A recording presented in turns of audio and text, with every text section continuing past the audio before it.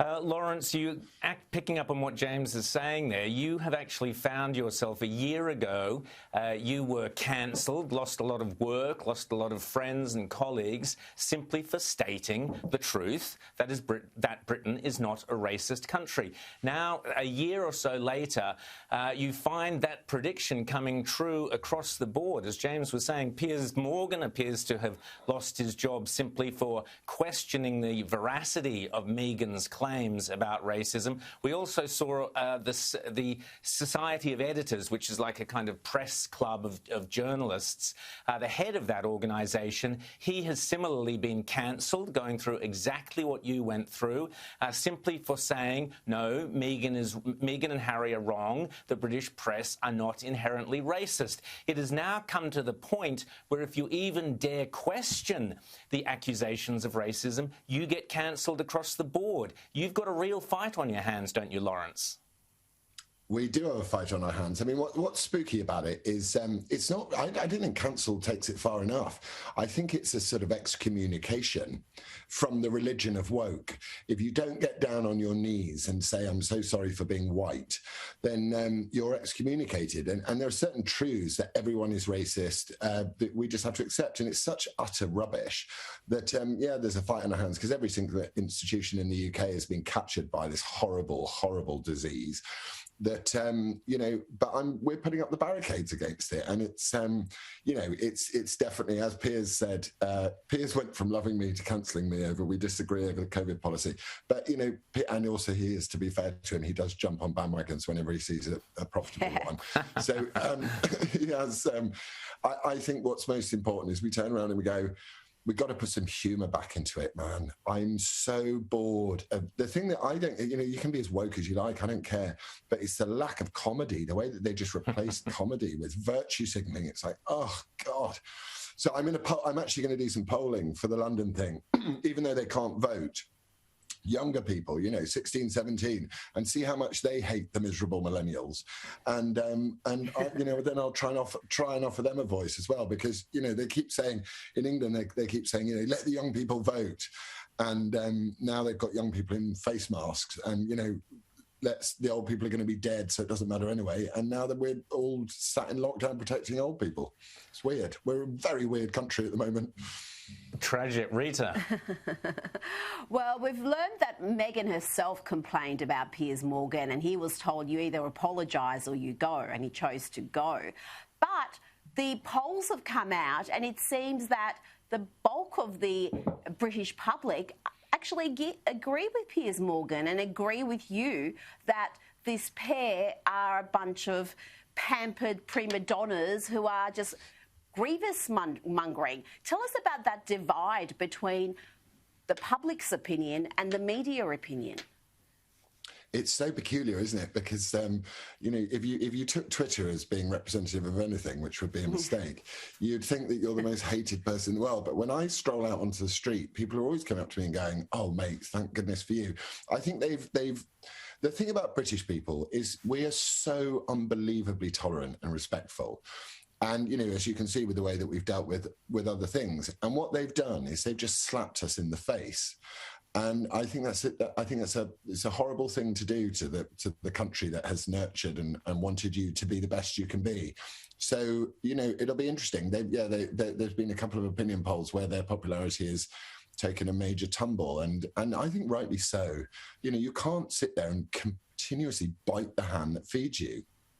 It's not it's not the way to do it. We are one culture. We have to be one culture because there are so many of us from all over the world and so many different diverse people that the only way we can unite is by coming together. And that British spirit of going, look, we will, you know, we're very warm, welcoming, tolerant. You know, don't push it too much. Otherwise, we'll just say, well, we don't approve, and that's what's happened ultimately. Laurence, what would be your specific approach to if you win the if you become Mayor of London? How would you approach the job? What's the major task for you? Well, when anyone phones me now, on my mobile, I go, hello, the mayor's office. And so that's it.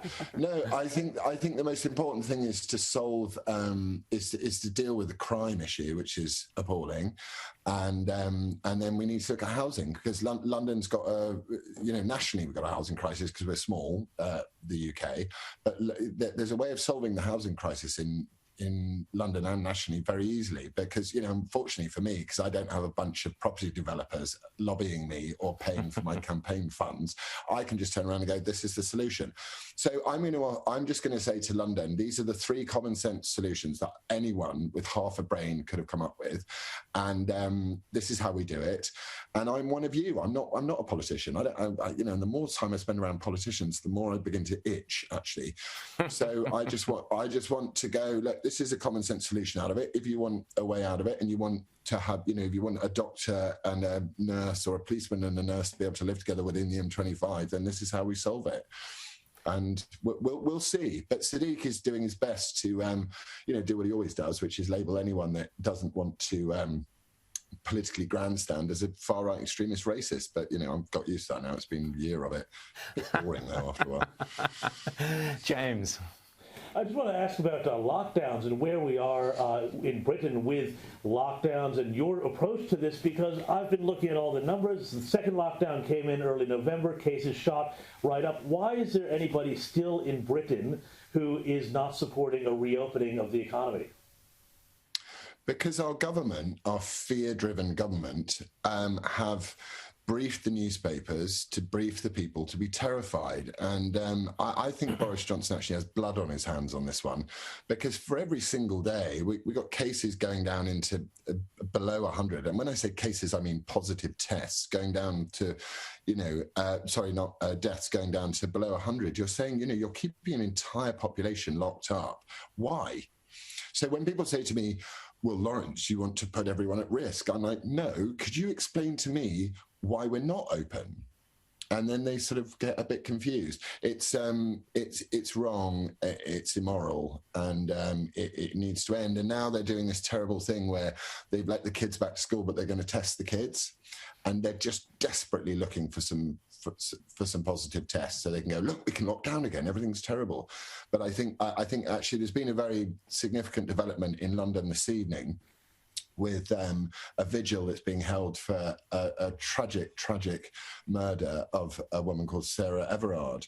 And a vigil is being held on Clapham Common at the moment. And the way the police are policing this is astonishing and really, really bad. So I think we're witnessing possibly the beginning of the crack in our society here, because people 2 + 2 just doesn't equal 4 in this situation. It's really, really sad. So presumably you're talking about heavy-handed policing of these protesters because they're not socially distancing or whatever it might be, correct? Yes, and also the offender, or the alleged offender, was a policeman.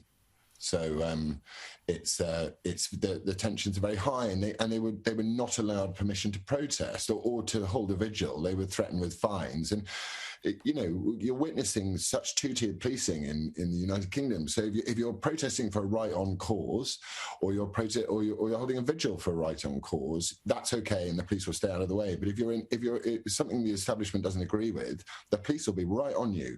And I think people are wising up to this. They're understanding that your liberty is taken away by fear, and your right to protest in any civilized society must be maintained. Peaceful protest is crucial, and I just hope it doesn't turn nasty, because it looks like it's not going very well at the moment. Laurence Fox, always great to talk to you. Voice of reason, voice of common sense. Let's hope you win that seat. Let's hope you win the mayoral position in London on May 6th. We'll be watching closely. And you've certainly got support from here down under, because it's tragic what is happening in Britain at the moment. Keep up the good fight, Laurence Fox. Thanks so much, mate. Lots of love to you guys.